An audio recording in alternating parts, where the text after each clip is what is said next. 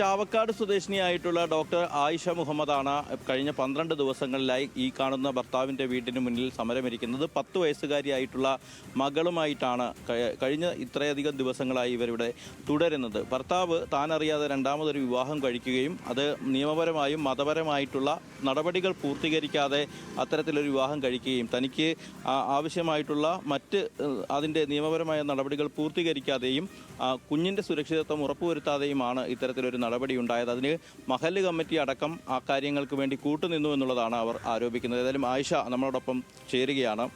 എന്തുകൊണ്ടാണ് ഇങ്ങനെ ഒരു സമരം ഇരിക്കുക? ഒരു കുടുംബ പ്രശ്നമാണല്ലോ എന്നുള്ളതാണ് എല്ലാവരും ചോദിക്കുന്നത്. അതിൽ ഇത്തരത്തിൽ ഒരു സമരത്തിൻ്റെ ആവശ്യമുണ്ടോ എന്നുള്ളതാണ് ചോദ്യമായി വരുന്നത്. ഇതിലൊരു സമരത്തിൻ്റെ ആവശ്യമുണ്ട്. കാരണം എൻ്റെ ഭർത്താവ് ഇതിനകത്തൊരു കൃത്യമായ തീരുമാനം എടുക്കുന്നില്ല. അദ്ദേഹത്തിന് കുറക്കാലമായിട്ട് നമുക്ക് കോൺടാക്റ്റ് ചെയ്യാനും പറ്റുന്നില്ല.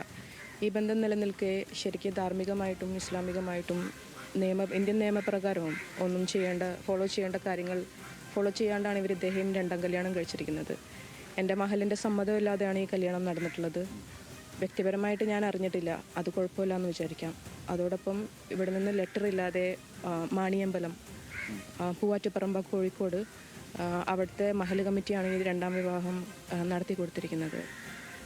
ഇപ്പോൾ ഞാനും എൻ്റെ കുട്ടിയും അത് സംബന്ധിച്ചിട്ടുള്ള കാര്യങ്ങൾ, എൻ്റെ സ്വർണം, ഒരു 100 പവൻ സ്വർണം, 15 ലക്ഷം രൂപ, എൻ്റെ മകളുടെ കാര്യങ്ങൾ ഒന്നും തീരുമാനമാക്കാതെ വേണ്ട രീതിയിലൊരു അച്ചടക്കം പാലിക്കാണ്ട് നമ്മളെ എല്ലാ തരത്തിലും അബാൻഡൻ ചെയ്തിട്ടാണ് ഇദ്ദേഹം ഈ കാര്യം ചെയ്തിരിക്കുന്നത്.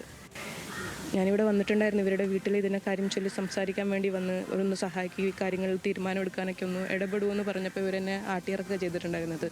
പോലീസിനെ കൊണ്ട് പിടിപ്പിക്കുക ചെയ്തിട്ടുണ്ടായിരുന്നത്. അതിനുശേഷം നിയമപരമായിട്ട് എനിക്ക് അനുകൂലമായിട്ടുള്ള ഒരു വിധി തേടി വന്നിട്ട് പോലും എന്നെ ആരും സഹായിക്കുന്നില്ല.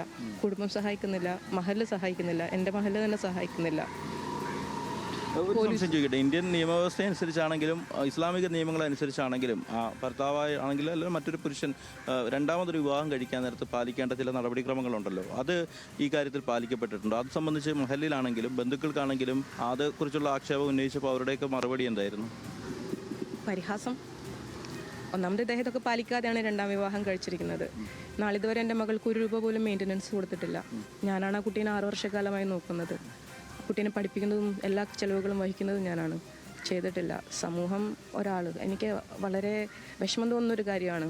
നാട്ടിലാണെങ്കിലും അതെ, സമൂഹമാണെങ്കിലും അതെ, ഇവരുടെ കുടുംബവും അതെ, എല്ലാവരും മൗനത്തിലാണെന്ന് പറഞ്ഞാൽ പോരാ, എല്ലാവരും എന്നെ പരിഹസിക്കുകയാണ്. ഞാനിപ്പോൾ ഒരു സമരത്തിൻ്റെ പാതയിലേക്ക് വന്നത് തന്നെ ഇതൊക്കെ സഹിക്കാൻ വയ്യാതെയാണ്. കഴിഞ്ഞ 12 ദിവസമായിട്ട് ഇവിടെ സമരം ഇരിക്കുന്നത് ഏതെങ്കിലും തരത്തിലുള്ള ഭീഷണിയോ അല്ലെങ്കിൽ അങ്ങനെയുള്ള പ്രശ്നങ്ങളോ വല്ലതും നേരിടുന്നുണ്ടോ? ഈ ഒന്നാമത്തെ കാര്യം, നിങ്ങളിവിടെ വരുമ്പോൾ ഇവിടെ ഭർത്താവിൻ്റെ ബന്ധുക്കൾ താമസിച്ചിരുന്ന വീടാണ്, അവിടെ ആളുകൾ താമസിക്കുന്നുണ്ട്. നിങ്ങൾ ഈ സമരത്തിന് ഇരുന്നതിന് ശേഷമാണോ ഇവിടെ നിന്ന് ആൾ കൂട്ടിപ്പോയതും മറ്റും? അതെ, തലേദിവസം വരെ ഇവിടെ ആൾക്കാർ താമസിക്കുന്നുണ്ടായിരുന്നു. അത് അവർ ഓർഡറിൻ്റെ കാര്യം അറിഞ്ഞിട്ട് വീട് പൂട്ടി പോവുകയുണ്ടായത്. ആദ്യത്തെ ദിവസം ഇവിടെ കറണ്ട് ഉണ്ടായിരുന്നു, പിന്നെ അവർ കറണ്ടും വെള്ളവും കട്ടാക്കി. ഒരു ദിവസം ഈ ഗേറ്റും പൂട്ടിയിട്ടുണ്ടായിരുന്നു. സഹകരണമില്ല, മാത്രമല്ല ഭീഷണികൾ ഇപ്പോൾ ഒരുപാടുണ്ട്. അദ്ദേഹത്തിൻ്റെ സഹോദരൻ ഉസ്മാൻ അബ്ദുൽ ലത്തീഫ്, ഇവരുടെ കുഞ്ഞിപ്പാമാർ ഇന്നലെ ഇവിടെ പരസ്യമായിട്ട് നിന്നിട്ട് അസഭ്യം വിളിച്ചിട്ടുണ്ടായിരുന്നു. വളരെ മോശപ്പെട്ട. പോലീസിൽ പരാതിപ്പെട്ടിട്ട് എന്തായി? പരാതി ഇന്നലെ കൊണ്ട് കൊടുത്തിട്ടുണ്ട്. അറിയില്ല സാർ, അതൊക്കെ എന്താവുന്നുള്ള അറിയില്ല. പോലീസിൻ്റെ ഭാഗത്തുനിന്നും ഒന്നും ചെയ്യാനില്ല എന്നൊക്കെ പറഞ്ഞിട്ട് അവരെ നമ്മൾ അവഗണിക്കുകയാണ് ഇപ്പം കുറച്ചായിട്ട്. 12 ദിവസമായി. എന്താണ് ഒരു സൊല്യൂഷൻ പ്രതീക്ഷിക്കുന്നത് ഈ കാര്യത്തിൽ? എൻ്റെ അവകാശങ്ങളൊക്കെ തിരിച്ചു തന്ന് എൻ്റെ മകളുടെ കാര്യത്തിൽ ഒരു തീരുമാനമാക്കി ബന്ധം ഒഴിവാക്കി അദ്ദേഹം എന്തായാലും ജീവിതമായി മുന്നോട്ട് പോയല്ലോ. എന്നെ മാന്യമായിട്ട് ഈ സമൂഹത്തിൽ ജീവിക്കാനുള്ള ഒരു രീതിക്ക് ഈ കാര്യങ്ങൾ അവസാനിപ്പിച്ച് തരണം എന്നുള്ളതാണ് അതിൻ്റെ അപേക്ഷയാണ്. ഇതിനകത്ത് ആരെങ്കിലും ഒന്ന് ഇടപെടും. അതിനകത്ത് സത്യത്തിൽ ഞാൻ അന്വേഷിച്ചിടത്തോളം ഒരു സ്ഥലം കണ്ടുപിടിക്കാൻ പറ്റുന്നില്ല. മഹലിൽ പോയിട്ട് കാര്യമില്ല, അവിടുത്തെ മഹലിലും പോയിട്ട് കാര്യമില്ല, ഇവിടുത്തെ മഹലിലും പോയിട്ട് കാര്യമില്ല.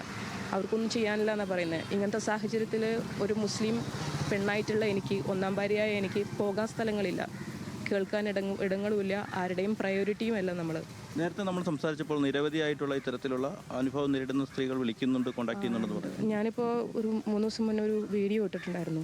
അന്ന് ഞാൻ അതിൻ്റെ റെസ്പോൺസസ് കണ്ടിട്ടും അതുപോലെ എനിക്ക് പേഴ്സണലായിട്ടുള്ള വന്ന മെസ്സേജസും കണ്ടപ്പോൾ ഇതൊരു ഒറ്റപ്പെട്ട അനുഭവമല്ല. സത്യത്തിൽ എൻ്റെതൊക്കെ വളരെ ജോലിയൊക്കെ ചെയ്ത് ജീവിക്കുന്നതുകൊണ്ട് എൻ്റെ പ്രശ്നം അത് വെച്ച് നോക്കുമ്പോൾ വളരെ ലഘുവായി തോന്നി എനിക്ക്.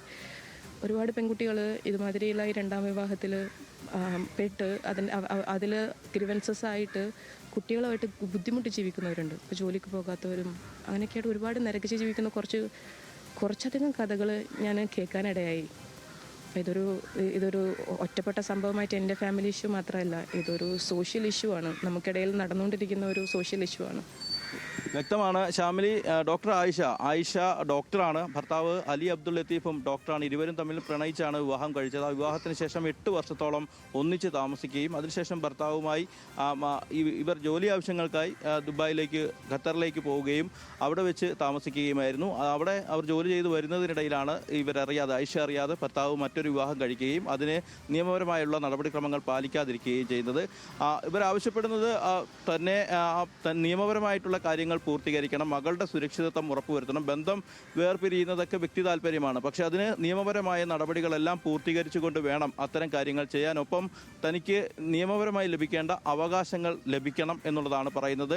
അത്തരമൊരു ആവശ്യം ഉന്നയിച്ച് മഹല്ല് കമ്മിറ്റിയെ സമീപിച്ചു. മഹല്ല് കമ്മിറ്റി ഉത്തരവാദിത്തപൂർവ്വമായി കാര്യങ്ങൾ ചെയ്യേണ്ടതാണ്. രണ്ടുപേരുടെയും ആവശ്യങ്ങൾ പരിഗണിച്ചുകൊണ്ട് അതുണ്ടായില്ല എന്നുള്ളതാണ് പ്രധാനപ്പെട്ട പരാതിയായി പറയുന്നത്. മറ്റൊന്ന്, ഇത്തരത്തിൽ ഈ പരാതി ഉന്നയിച്ച് ബന്ധുക്കളടക്കമുള്ള ആളുകളോട് ഇത്തരത്തിലൊരു പ്രശ്നം പരിഹരിക്കുന്നതിനായി ചർച്ച നടത്തുകയും സംസാരിക്കുകയും ചെയ്തപ്പോൾ അതനുസരിച്ചുള്ളൊരു മാനുഷികമായ പരിഗണന ഇവർക്കുണ്ടായിട്ടില്ല. 10 വയസ്സുകാരി മകളുണ്ട്, ആ മകളുടെ കാര്യത്തിൽ പോലും തീരുമാനങ്ങൾ ഉണ്ടാക്കിയിട്ടില്ല. അക്കാര്യം ഉന്നയിച്ചുകൊണ്ടാണ് ഇവർ സമരം തുടങ്ങുന്നത്. സമരം തുടങ്ങി ആദ്യത്തെ ദിവസം നമ്മളിപ്പോൾ നിൽക്കുന്ന ഈ വീട്ടിൽ ഭർത്താവിൻ്റെ ബന്ധുക്കൾ, അമ്മയടക്കമുള്ള ആളുകൾ താമസിക്കുന്നുണ്ടായിരുന്നു. ആയിഷ ഇവിടെ എത്തിയപ്പോൾ ആദ്യ ദിവസം ഇവർ വീട് വീട്ടിൽ പോവുകയും 2ാം ദിവസം ഇവിടെ എത്തിയപ്പോൾ വൈദ്യുതി, വെള്ളം കണക്ഷനുകളൊക്കെ വിച്ഛേദിക്കുകയും ആണ് ചെയ്തിട്ടുള്ളത്. പിന്നാലെ ഇവർക്ക് മറ്റ് മാർഗങ്ങളില്ലാത്തത് കൊണ്ട് ഇവിടെ സമരവുമായി തുടരുകയാണ്. നിയമപരമായ ഒരു പരിഹാരം തന്നെയാണ് ആവശ്യപ്പെടുന്നത്. പോലീസ് ആവശ്യമായ സുരക്ഷിതത്വം ഉറപ്പുവരുത്തണം, ഭീഷണിയുണ്ട് എന്നുള്ളതാണ് ആയിഷ പറയുന്നത്. ഏതായാലും ആ പ്രശ്നങ്ങൾ ഉന്നയിച്ചുകൊണ്ട് തന്നെ അവർ സമരം തുടരുകയാണ്. തൻ്റെ മാത്രം അനുഭവമല്ല, മറ്റുള്ള സമുദായത്തിൽപ്പെട്ട നിരവധിയായ സ്ത്രീകൾ ഇത്തരത്തിലുള്ള ബുദ്ധിമുട്ടുകൾ നേരിടുന്നുണ്ടെന്നും ആയിഷ നമ്മളോടായി പറയുന്നു. ഷാമിലി.